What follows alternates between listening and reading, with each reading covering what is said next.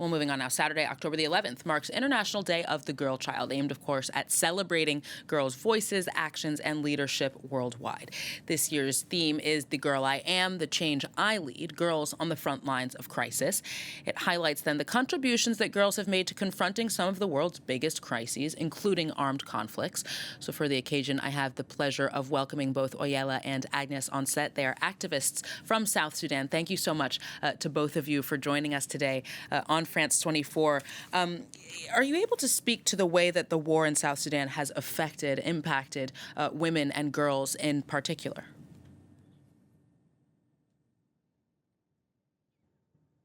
Thank you very much, moderator, for giving me this privilege to talk about the consequences and the effects of the conflict on the life of girls and women in South Sudan.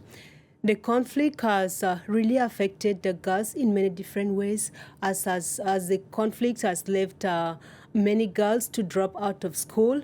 Approximately 52% of the girls are out of school, and others were due to the early marriages as a strategy of coping, and others could not afford paying their school fees anymore to go to school as they have lost their parents in the conflict.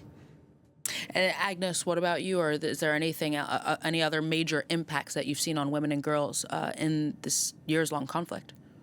Thank you very much. I think the conflict affected women and girls too much, because when there's conflict, almost always women are the victims.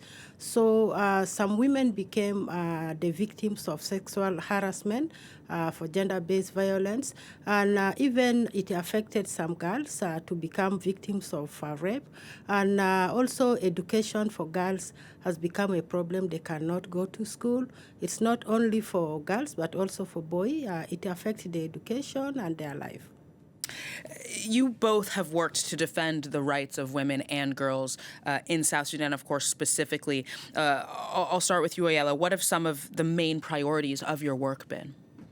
The major priorities of our work is educating the girls and the parents on the consequences of early and forced marriages in the communities, and also encouraging them to report any cases of sexual violences that they might have encountered in the period of the conflict, so as they can get psychosocial support. And Agnès? Yeah, I think we educate girls in many ways for protection. They have to protect themselves. And then we raise the awareness, and then we do counseling for them, those who are affected by violence. And then we also provide skills for those who have dropped up early from school. Now, one of the first major foreign policy moves that we saw from the Trump administration in the United States was, of course, to scrap foreign funding. USAID cut the vast majority of its budget. Now, this, in my understanding, actually got some mixed reactions from South Sudan, some rather surprisingly arguing that it would maybe help the country become more self-sufficient. Others, notably humanitarian workers on the ground themselves, saying that this situation, this would bring a catastrophe in South Sudan, a country that has been quite dependent on U.S. aid. How have you seen these aid cuts affect some of the work that you guys have both been doing? Okay, the cutoff of funding has affected so many, as most of the children, others in the camp, were managing to go to school due to the help that the organization was supporting with them.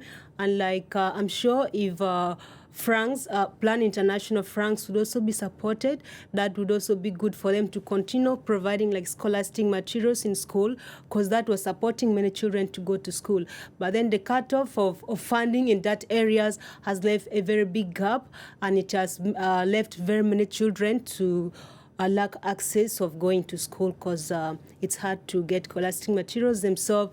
And even the cut of funding has resulted also to a very big gap when it comes to food security, because most of the displaced citizens were depending on the food support. Yes, and it has left most of the citizens malnourished.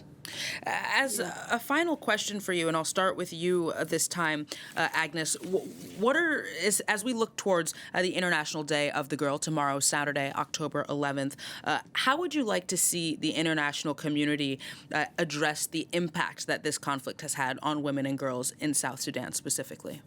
I'm appealing to the international community to provide support, fund a project in South Sudan through Plan France, maybe so that we support the girls to go back to school.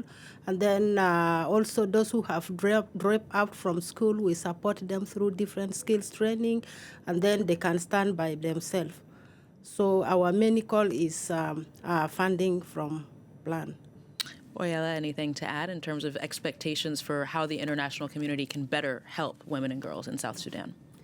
Okay, my only recommendation is that the international community at the moment should not withdraw from supporting South Sudan.